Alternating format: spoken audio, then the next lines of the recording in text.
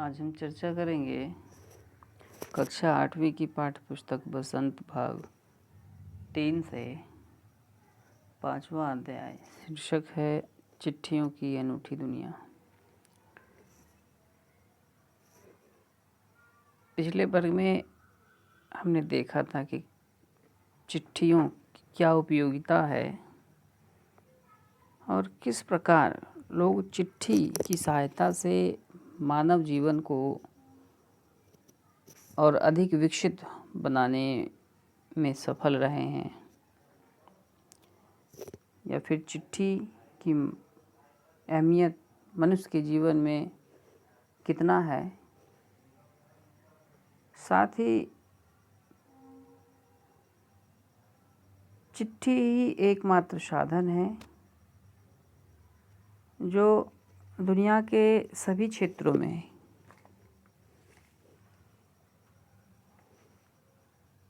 मनुष्य को जागरूक करने का काम किया है, चाहे वो साहित्य का क्षेत्र हो, राजनीति का क्षेत्र हो या फिर वह कला का क्षेत्र हो। व्यक्ति के अंदर व्यक्तित्व का विकास भी इस चिट्ठी के माध्यम से ही हुआ है। चिट्ठी को विभिन्न क्षेत्रों में भाषा बदलाव होने के कारण उसकी अपनी क्षेत्रीय बोली या भाषा में अलग अलग नाम दिया गया है, लेकिन उसका जो प्रयोजन है, उसका जो मूल भाव है, वो सभी क्षेत्रों में एक जैसा ही है।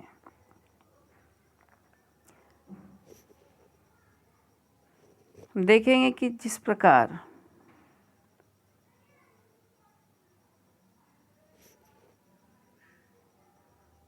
फोटो हमारे प्रत्येक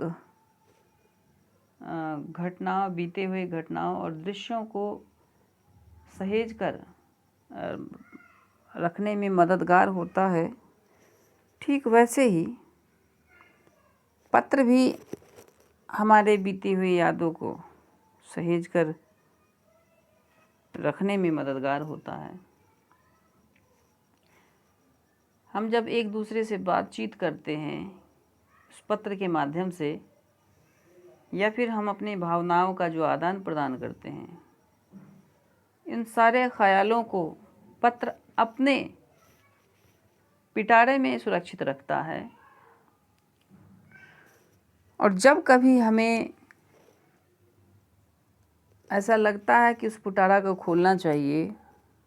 या फिर अचानक हम जब उस पत्र को कभी खोल कर पढ़ लेते हैं, तो जो बीतती हुई बातें हैं वो हमें अचानक सहसा याद हो आती है, और थोड़ी देर के लिए, कुछ क्षण के लिए हम उस स्थिति में पहुंच जाते हैं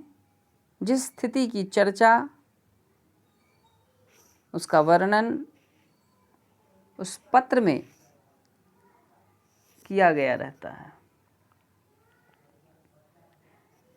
ऐसा लगता है कि वो क्षण जीवंत हो उठा है। वह क्षण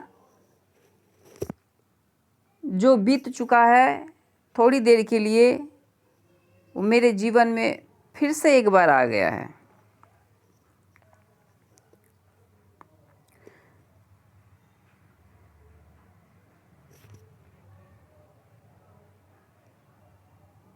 और हम उसका अनुभव कर उस क्षण का, उस पहलू का आनंद लेते हैं जो बीते हुए दौर का जो पल है, जो क्षण है, उस खुशियों, उस बीते हुए क्षण का हम अनुभव करते हैं और उस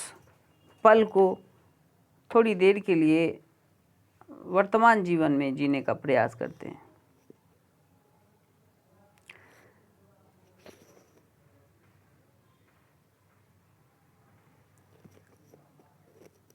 पत्र को लिखने व्यक्ति की भावनाओं के ऊपर दर्शाता है कि व्यक्ति के अंदर कितनी कुशलता है। शब्द, कितनी उनकी शब्द शक्ति या फिर उसकी भाषा शैली कितनी अच्छी है, या उस पर निर्भर करता है। जिसके पास जितना अधिक प्रभावशाली होता है, कौशल होता है, पाठकों को उतना ही प्रभावित करता है एवं भाव विभोर करता है। पत्र लिखना भी एक प्रकार का कला है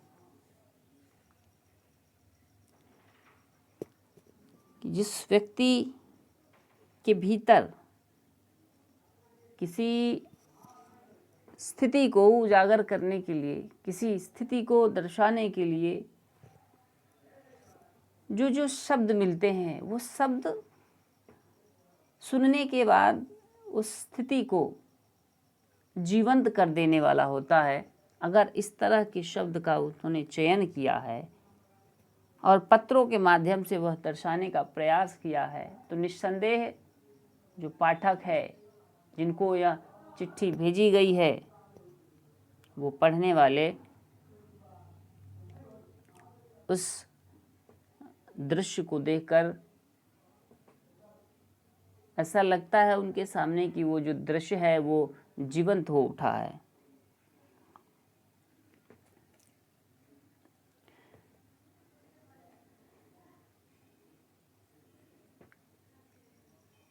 पत्र लिखने की एक कला के साथ साथ उसकी एक समय सीमा भी होती है। उसे एक सीमा के अंदर सही एक दायरा होता है। वर्तमान युग में लोग एक दूसरे से मिलने के लिए या फिर उन्हें खोजने के लिए उनका अता पता ढूंढते हैं, उनके घर का अता पता ढूंढते हैं और तब जाके वह वहाँ पहुँचते हैं। लेकिन इससे पूर्व जो कार्य अभी मनुष्य कर रहे हैं, इससे पूर्व यही कार्य कभी पत्रों का हुआ करता था। पत्रों के ऊपर उस व्यक्ति का नाम और उसके आवास का पता दिया जाता था और व्यक्ति उस पत्र उस डाक खाने में जाकर डाकिए के सहायता से उसके साथ उस स्थान पर उस व्यक्ति को खोज निकालता था जिस व्यक्ति का नाम और पता उस पे अंकित होता था।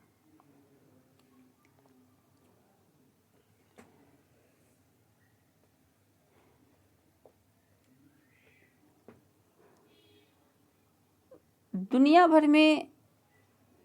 करोड़ों पत्र एक दूसरे की तलाश में एक स्थान से दूसरे स्थान पे जाते हैं, लेकिन इससे यह अनुमान लगाया जा सकता है कि क्या जो वर्तमान की स्थिति है इस विज्ञान के विकसित दौर में, जहाँ एक तरफ विज्ञान अपना पूरा पंख फैलाकर संपूर्ण पृथ्वी पर और आकाश में अपना वर्चस्व स्थापित किए हुआ है, वहीं दूसरी ओर यह पत्र भी अपने अस्तित्व को संरक्षित रखता हुआ और कुछ ऐसे क्षेत्र हैं जहां अपना जो दायित्व है और कर्तव्य है उसका निर्वाह बहुत अच्छे तरीके से कर रहा है।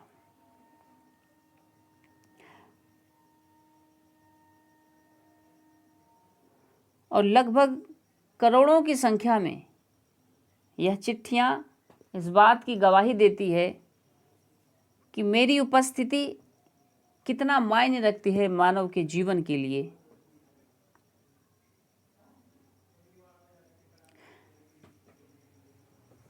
पंडित जवाहरलाल नेहरू ने सन 1953 ईस्वी में अपने पत्र के माध्यम से यह एक बात दर्शाए थी कि काफ़ी लंबे समय तक, अर्थात जो प्राचीन काल है, प्राचीन काल से ही ये जो संचार की परंपरा थी, उसमें जो सहभागी के रूप में, एक माध्यम के रूप में, एक साधन के रूप में जो कार्यरत थे, वो तेज गति से चलने वाले, या तो उसमें वो घोड़े होते थे या फिर आसमान के मार्ग से उड़कर जाने वाले कोई पक्षी जैसे कबूतर,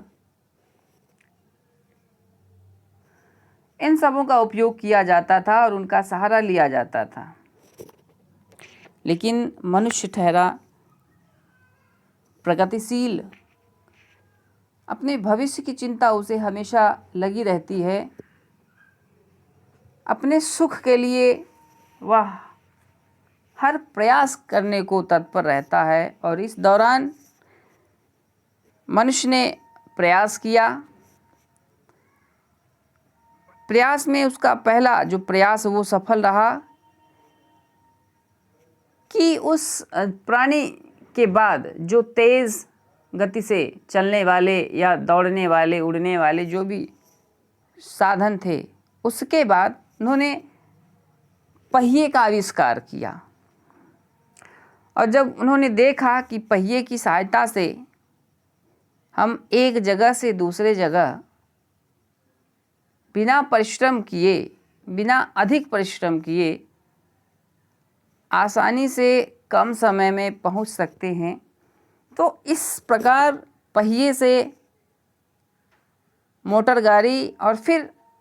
रेलगाड़ी दौड़ पड़ी पहिए पर।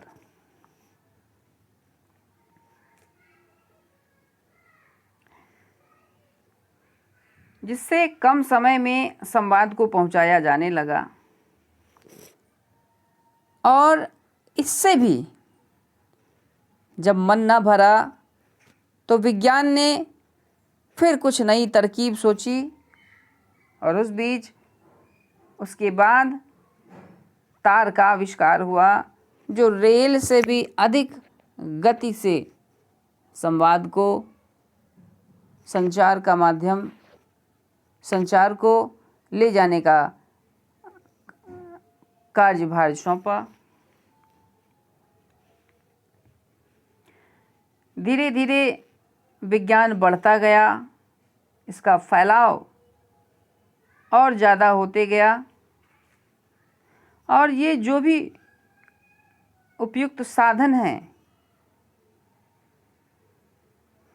उन सबों का स्थान अब किसी दूसरे संचार संसाधनों ने ले लिया। उसके स्थान पे अब टेलीफोन, वायरलेस तथा जो आधुनिक युग में रडार वो काम करने लगा। और इस प्रकार दुनिया जो है इन तमाम उपकरणों के सहायता से चलने लगा और उसमें बदल गया।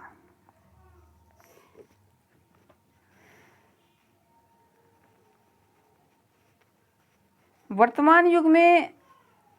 सुविधा फैल जाने के कारण लोग इतने स्वार्थी हो गए कि वह अधिक प्रयास करना अच्छा नहीं समझते हैं। कम समय में कम प्रयास के जरिए वह अधिक संपत्ति या अधिक लाभ उठाने का प्रयास करते हैं, जिस कारण जो चिट्ठी पत्रियों का दौर था, चिट्ठी को लिखकर उसे डाक खाने में डालने की जो परंपरा थी, अब वह धीरे धीरे धूमिल होती दिख रही है।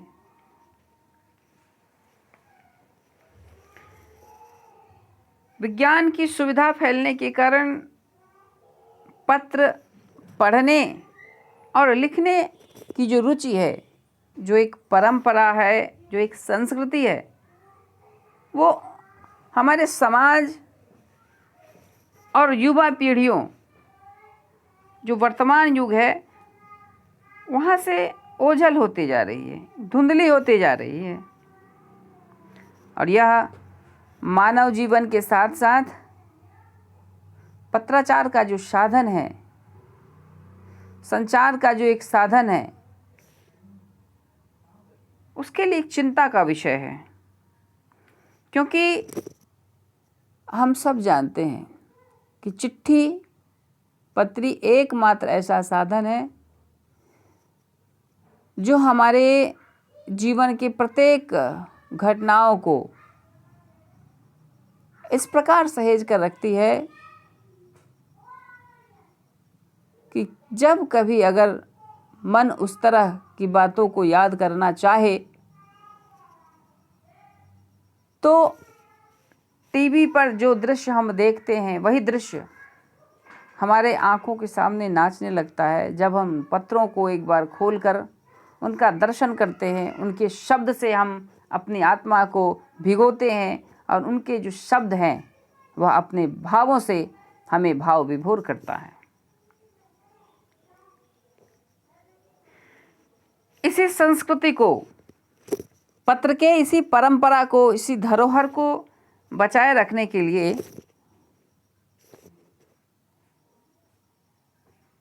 लोगों ने एक व्यवस्था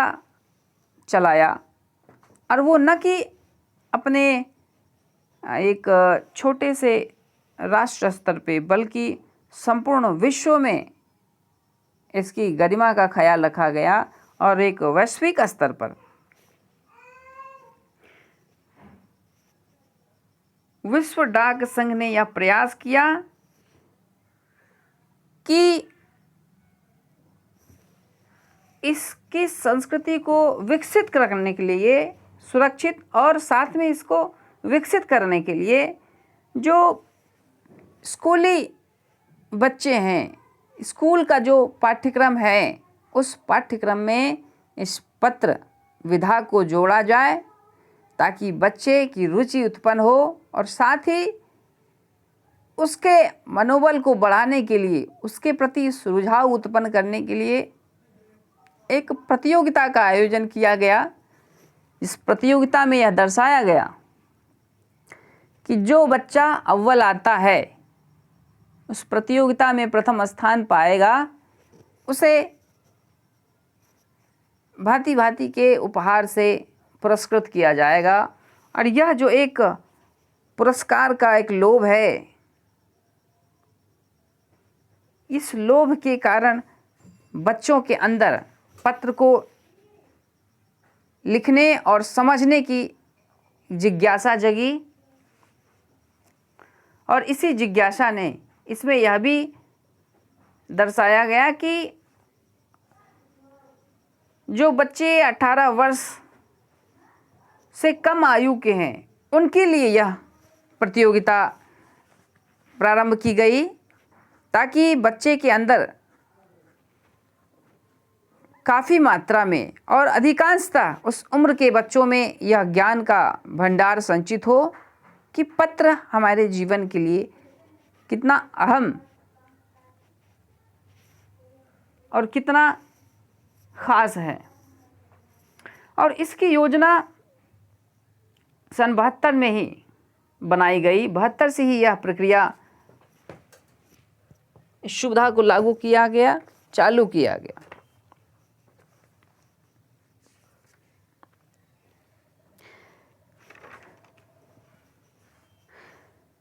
इससे प्रभावित होकर बच्चे इसमें भाग लेने लगे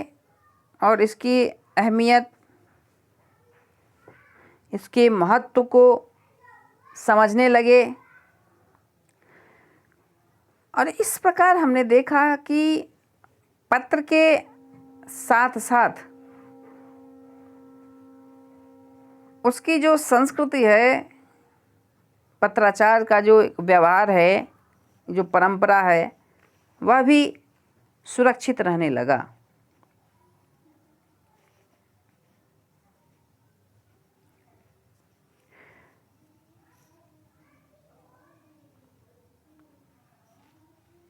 विज्ञान के विकसित रूप का सहारा लेकर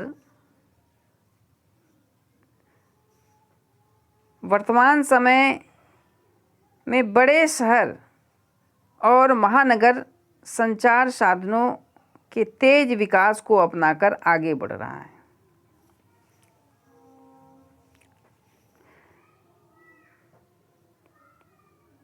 ये विज्ञान जब से अपना पैर फैलाया है, इस धरती पर अपना पैर जमाया है, तब से दिन प्रतिदिन वह बढ़ता ही जा रहा है और मानव को बहुत ही सरल तरीके से उसके लिए हर प्रकार की सुविधा मुहैया करा रहा है। लेकिन कहीं ना कहीं यह विज्ञान मनुष्य को स्वावलंबी नहीं, बल्कि इस प्रकार से गढ़ रहा है कि वह हमेशा किसी दूसरे पर ही आश्रित रहे।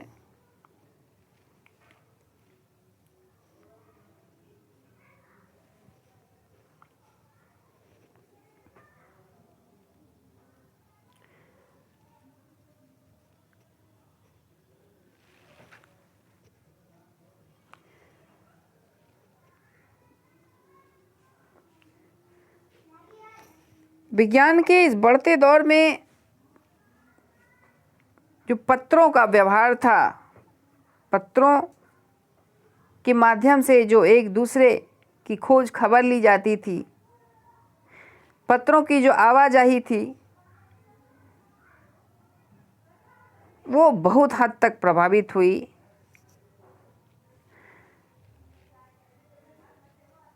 उस पत्राचार के माध्यम में जो विज्ञान वो सबसे बड़ी रुकावट बन के आई। लेकिन विज्ञान के इस दौर में भी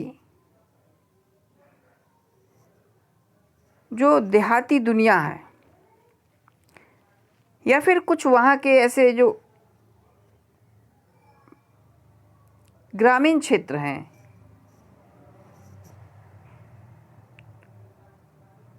जो आज भी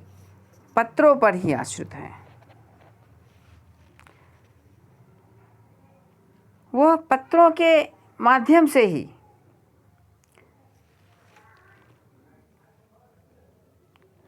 इस दुनिया को समझने का प्रयास करते हैं। दूर दराज की जो गतिविधियां हैं, जो भी घटनाएं घट रही हैं, उन सब का खबर उन्हें इसी पत्रों के माध्यम से प्राप्त हो पाता है। क्योंकि यह आवश्यक नहीं कि एक शक्तिशाली व्यक्ति समाज के तमाम वर्गों पर अपना अधिकार जमा सके। कुछ वर्ग ऐसे भी होते हैं जिन्हें अपने संस्कृति और सभ्यता की चिंता अपने प्राणों से अधिक होती है और उसको सुरक्षित रखने के लिए वह व्यक्ति, वह समाज, वह वर्ग अपने प्राणों की बलि तक देने को तत्पर होते हैं। उसी प्रकार के कुछ ग्रामीण क्षेत्र ऐसे भी हैं जिसकी मदद से, जिन लोगों की सहायता से जो विलुप्त के कगार पर पत्राचार का जो माध्यम है, संचार का जो साधन है, उस संचार के साधन को सुरक्षित रखने के लिए, उसकी बागडोर को संभालने के लिए सारा का सारा दायित्व अपने ऊपर लिया है। और उसी पत्राचार के माध्यम से इस विकसित दुनिया में भी, जहाँ विज्ञान अपना पंख फैलाए,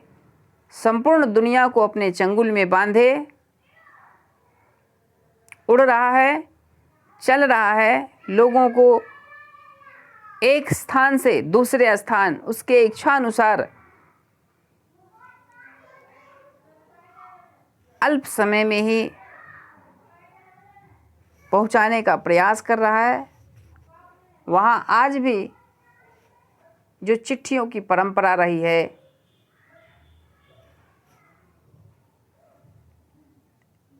कई दिनों तक, महीनों तक प्रतीक्षा करने की, और उसके बाद उसको पाकर जो एक उल्लास होता है, एक जो उमंग होता है, एक जो खुशी होती है, वह आज भी इस ग्रामीण क्षेत्र में देखने को मिलता है।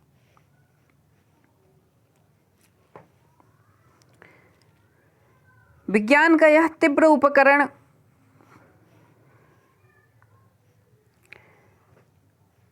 जैसे फैक्स, ईमेल, टेलीफोन तथा मोबाइल जैसे संचार साधनों का जब से आविष्कार हुआ है, तब से ये सभी पत्र के मार्ग में, पत्राचार के साधन के मार्ग में एक पहाड़ की भांति खड़ा हो गया है, और इस प्रकार वह बाधक का काम कर रहा है। बाधकता के कारण जो पत्रों के आवाजाही का जो सिलसिला था, एक जो परंपरा थी, उसकी जो एक कड़ी थी, वो टूट सी गई है। बहुत मात्रा में अधिकांश जो क्षेत्र हैं इससे प्रभावित हुए हैं। वहाँ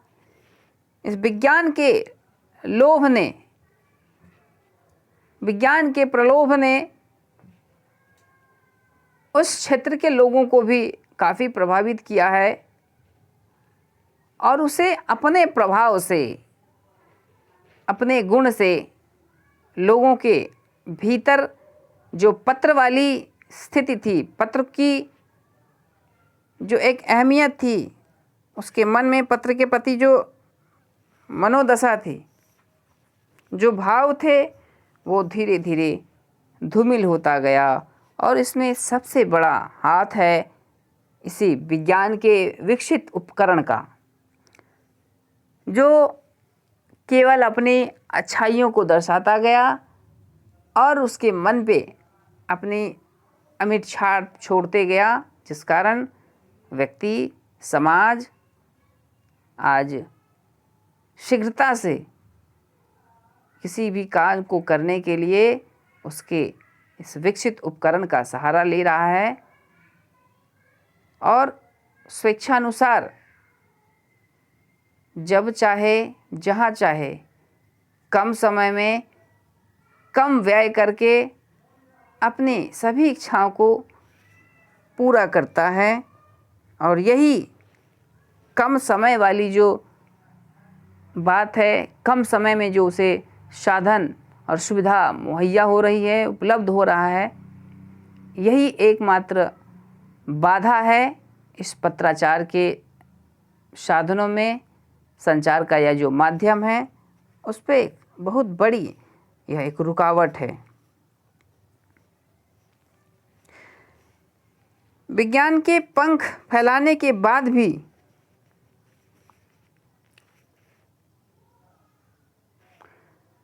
इतना विज्ञान आज विकसित हो गया है कि न कि एक देश में, बल्कि यूं कह सकते हैं कि संपूर्ण देश में, पूरे विश्व में, न केवल धरातल पर बल्कि इस आसमान की ऊंचाइयों में भी वह आज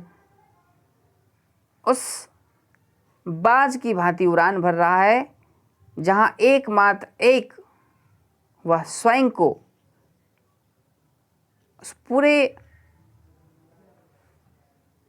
आकाश का शासक मानता है, और इस प्रकार वह स्वच्छंद विचरण करता है। उसके अतिरिक्त वहाँ का कोई कार्यभार संभालने वाला नहीं होता, वह अकेला एकमात्र शासक होता है। और आज वही स्थिति वर्तमान दौर में वही स्थिति विज्ञान के इस विकसित उपकरणों का है, इंटरनेट का है, जिसकी सहायता से विज्ञान ने इतनी ज़बरदस्त पकड़ बनाई है। और ऐसा लगता है कि फिर से जिस प्रकार गुलामी के दौर में जो हुक्मरान थे उसके चंगुल में, उसके अधिकार में पूरा का पूरा देश समाया हुआ था, ठीक उसी प्रकार इस बढ़ते हुए, इस विकसित और ऊर्ध्वाधर गति से चलते हुए जो विज्ञान है उसके चंगुल में पूरा का पूरा आज मानव समाज, देश जकड़ा हुआ है। आज उसी की इच्छा से, उसी की सहायता से मनुष्य हर क्षेत्र में विकास कर रहा है, हर क्षेत्र में आगे बढ़ रहा है। उसके बावजूद भी पत्रों के आवाजाही में, पत्रों के व्यवहार में, मानव जीवन में भले ही दरारें आई हो, मानव जीवन में भले ही पत्रों के पत्राचार में के माध्यम में दरारें उत्पन्न हुई हो, रुकावटें उत्पन्न हुई हो, अलग अलग बाधाएं उत्पन्न हुई हो, लेकिन फिर भी